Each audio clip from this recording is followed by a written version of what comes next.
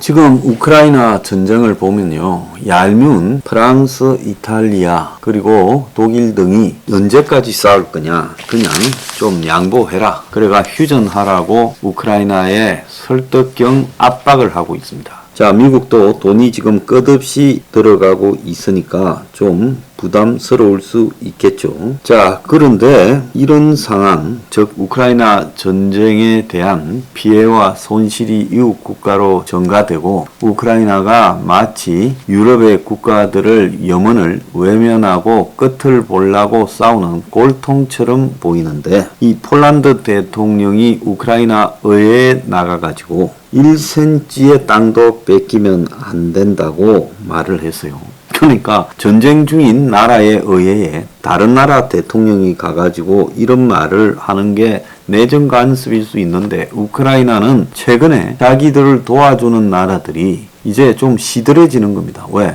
비용은 끝없이 들어가고 또 에너지 수입이나 이런 데서 불편함이 가중되니까, 그래서 곡물 비용도 올라가고 에너지 비용도 올라가니까 그만 좀 하지, 이런 상황이고요. 자, 그래서 러시아가 현재 점령한 상태를 인정하고 우크라이나가 협상을 하자 하면 러시아는 뭐 그렇게 할 수도 있을 거예요. 왜? 현재 점령한 남부의 헤르손, 마리우폴 등의 부분과 돈바스에서도 점령지가 늘어났으니까요. 루안스크와 도네츠크 주도 얼추 거의 다 점령했죠. 그러면 우크라이나는 현 상태에서 휴전했다가 이제 그 다음에 전쟁이 나면 오데사까지 뺏기고 땅이 또 점점 더 뺏기면서 나라 꼴이 말이 아닌 거죠. 그러니까 이 폴란드가 과거에 러시아와 독일의 나라가 분리돼서 뺏긴 적이 있는 그런 입장에서 이번에 러시아가 완전히 우크라이나에서 지고 쫓겨가야 폴란드도 다리 뻗고 살 수 있다라는 입장에서 지금 우크라이나 의회에 가서 연설을 했습니다.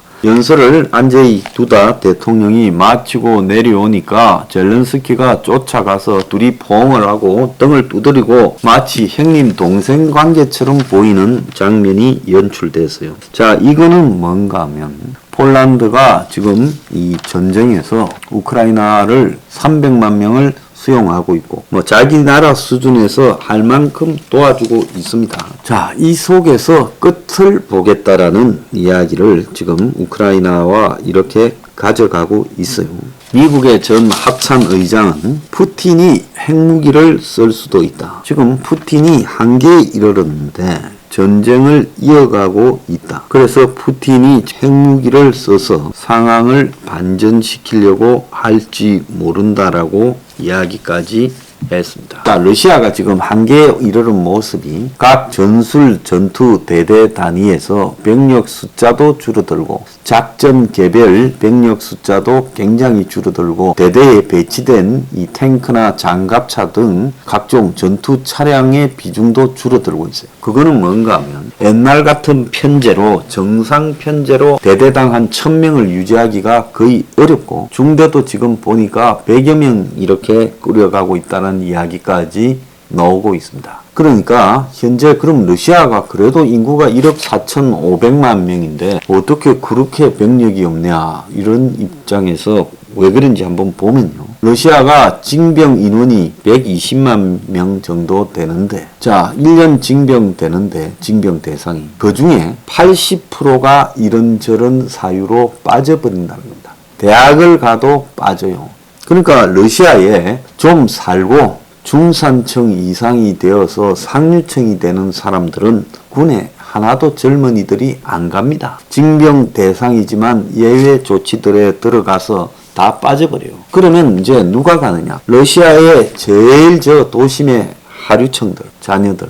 그 다음에 그래서 빠질 방법 핑계가 멀대도 없는 사람들과, 그리고 러시아의 그 산하 자치공화국의 그 농사 짓는 불쌍한 집의 아들들, 이런 애들이 이제 그냥 가는 거예요, 군대. 그 애들은 오히려 지가 사는 지역에서 탈피해서 군에 가서 어쨌든 신분이 좀 상승하는 기회가 있지 않을까라는 막연한 희망을 품은 애들이죠. 자, 그런 애들이 가는데 얼마 전에 보면 러시아 하사관 하나가 어디로 가는지도 모르고 갔다가 가서 보니까 점령군이라고 비판을 받고, 그리고 매일 이 죽어나가는 사람을 보고 나 집에 가겠다. 징병연한 1년 채우지 않았냐. 그래가지고 상관한테 보고를 하고 집으로 와버렸다는 거예요. CNN이 그 친구를 인터뷰도 했다고 하는데, 그래서 상관이 너 그렇게 하면 형사 처벌하겠다 했지만은 여기는 내가 있을 곳이 아니다. 내가 못 돌아가는 이유가 어디 있느냐고 대발을 해가 집으로 가버렸어요.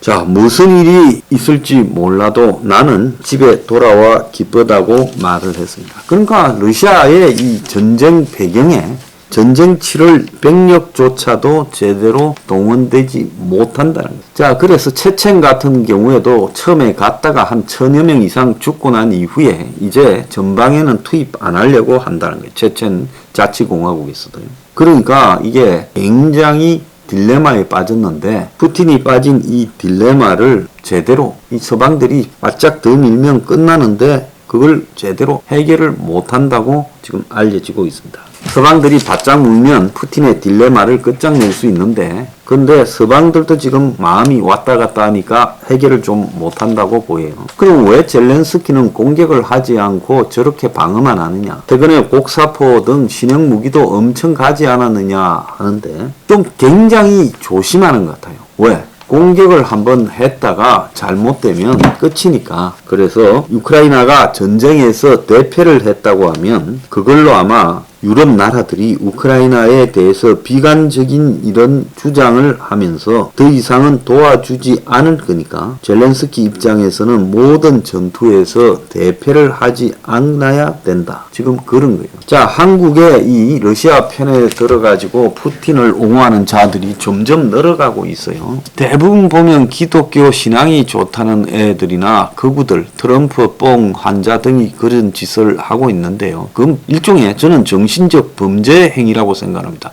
그만둘 것을 강력하게 요구합니다. 자, 러시아가 지금 돈바스 전투에서 장기간 이제 교착 상태에 빠지면서 어떤 문제가 발생하고 있는가 하면 이 징집 기간을 2-3년으로 늘려야 된다. 탈영병을 총살해야 된다라는 이 강경한 이야기까지도 나오고 있습니다.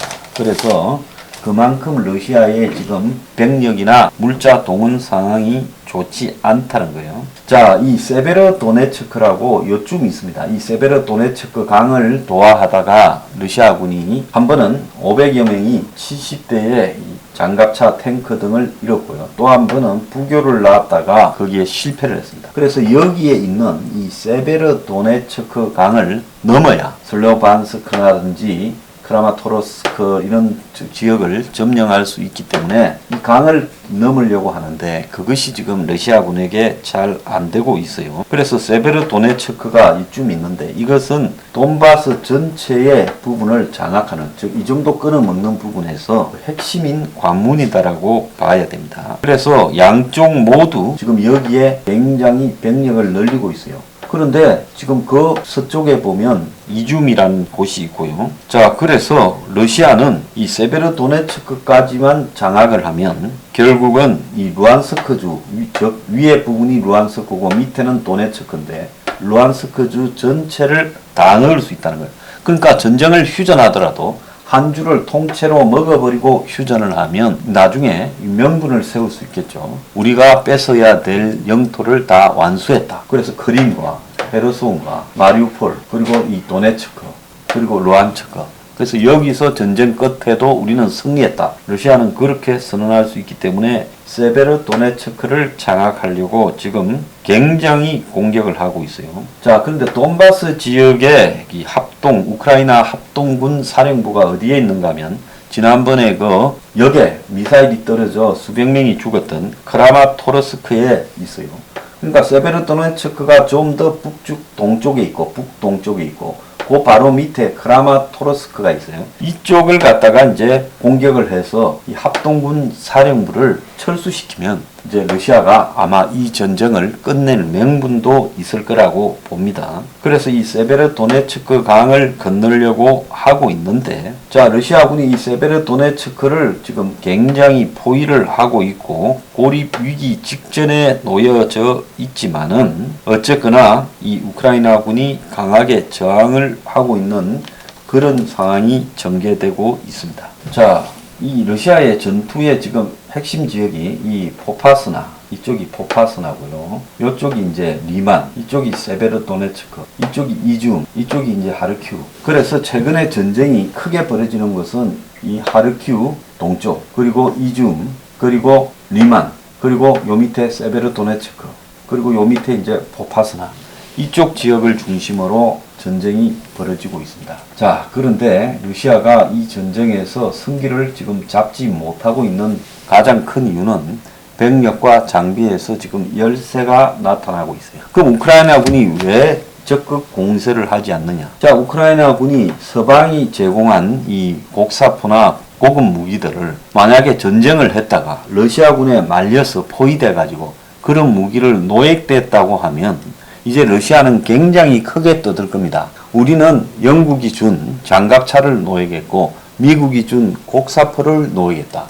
이제 이렇게 될 때 우크라이나 전쟁에 대한 회의론이 확산될 거예요. 그러니까 우크라이나 입장에서는 무기가 한편으로 러시아를 공격하는 수단이 되지만 다른 한편으로는 절대 뺏겨서는 안 되는 신주단지가 되고 있다는 거예요. 자, 이 부분이 러시아가 상당히 한계에 왔는데도 이 청소를 하지 못하고 있는 이유로 추정이 됩니다.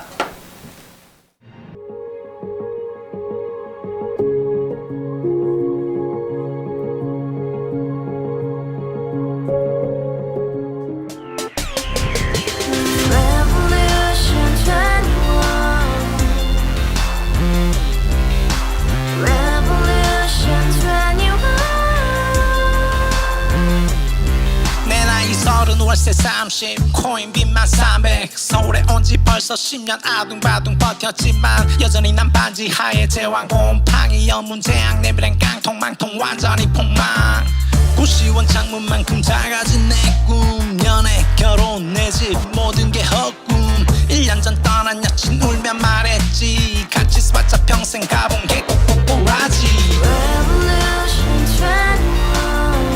가바후스 700 나도 소유주